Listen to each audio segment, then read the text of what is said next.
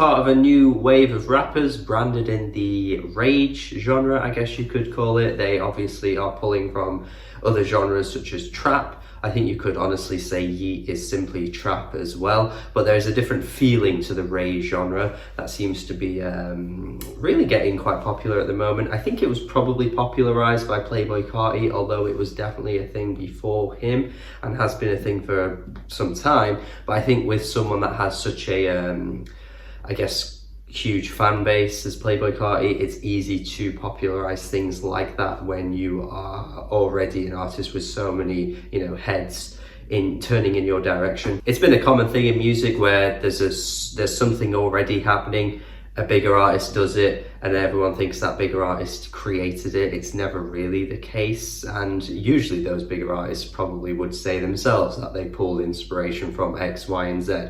It is just the way it is. And I've been following Yeat. I've talked about him a little bit on this channel before briefly. I like the style that he's going for. I think sometimes it can be a bit much, and the bigger issue is usually the length of his albums. There is no reason for this style of music to run beyond an hour. Like, there just isn't. I do not understand why his past few albums have been an hour long. There just does not need to be any reason why these albums would be this long. You do not need 20 tracks of this kind of music. And lo and behold, he listened to me. He listened directly to me. It was obviously me he listened to. He didn't listen to anyone else. He listened to me. This new album, 12 tracks, 33 whatever minutes, perfect length, perfect track length, perfect. He is not overstaying the welcome of what he's trying to do. This style of music, like I say, has no right to be this long. It would be like a 10-minute 100 geck song.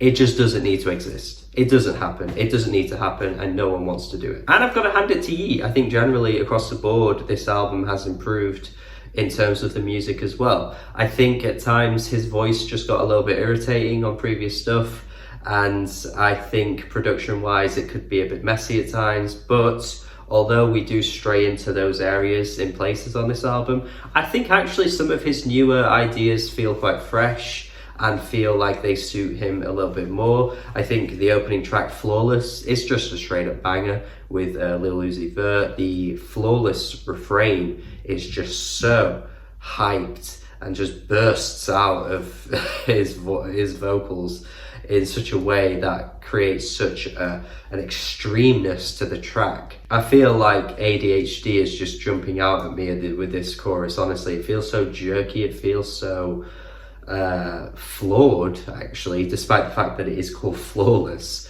There's just something so good about it. While it's a bit messy and he kind of just is kind of like bleh, it out of his vocals, it works. Now I do feel like Out of the Way and Up Off X are two of the weaker tracks, but once you get past these two, I think the album starts to fall into a bit of a groove.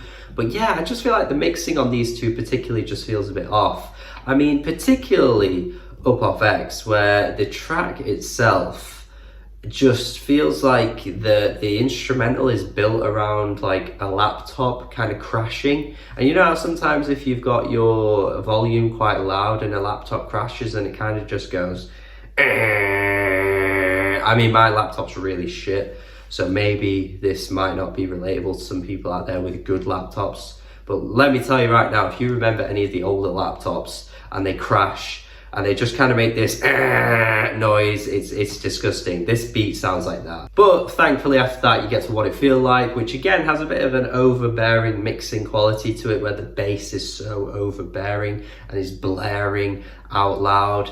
But it does rage like a big banger, to be fair, and it doesn't have an annoying crashing laptop sound to it. I think Krank is one of the best tracks because it feels far less busy in terms of the production. I just feel like you're letting Yeat just kind of come through with some cool flows on this track. I think he honestly reminds me a little bit of Young Nudie in places actually on this track. Just with the way he's kind of like varying up his flows and stuff. It just sounds really good. And again, I think stripping things back a little bit and not having too much going on instrumental wise just actually highlights that Yeat can flow quite well on a song. Similarly with Systëm as well. I've never heard him before sound so hungry. He just sounds really, really lively and just kind of ready to just give it his all and show people that he's got more to offer. I just think there's a great quality about this track. Can't Stop It though is one of the best tracks for me on this album. I mean, there's something so mental about the way it sounds to me with the live drums. I've never quite heard a song in this style of music, whether it be rage or even trap, honestly, that just has such a weird sound to it that almost doesn't make sense. There's probably stuff out there that sounds similar, but honestly, Yeat has just kind of made me surprised with how weird this one is. The live drums give it this like metal sort of feel to it, or like a hard rock feel to it, but of course he's not coming through with his delivery in a similar way you'd expect from a song like that. So it just sounds so odd.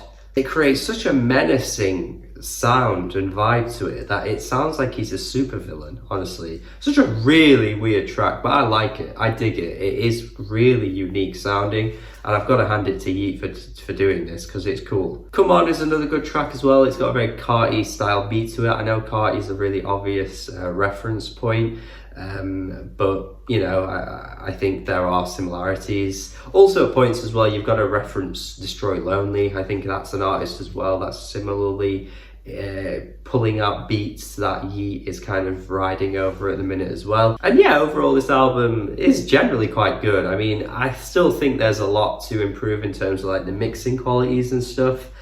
You're not really getting a great deal lyrically. I mean, I thought the final track was really limp one lyrically as well, where he's talking about different ways you can be killed. And I don't know what point he's trying to make, and I don't know what he's trying to do, but it just sounds like he's listing things.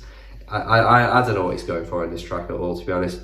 But still, generally, this album, production-wise, has improved. There's some creative ideas coming through as well. Yeah, just across the board, an improvement from his last stuff. Still not really great for me, though. I think he's got a bit of a way to go. But if he keeps at this length and doesn't overdo it for future releases, mixtapes, albums, etc., I think he's definitely heading in a good direction. I definitely think 30 minutes is more than enough for what he's trying to go for here, and I think, again, it's an improvement. 6 out of 10, not a massive improvement though. I'm not going to be that generous to him, but 6 out of 10 is positive, and it's good, and it's my favourite of his I've heard so far. So there we go. Thank you for watching. As always, do have a good day. Subscribe if you haven't already. Please tell me your thoughts in the comments. I have a bit of a cold. Again, I'm sorry, my voice probably isn't sounding too great, but hopefully you can bear with me. Have a good day. Goodbye.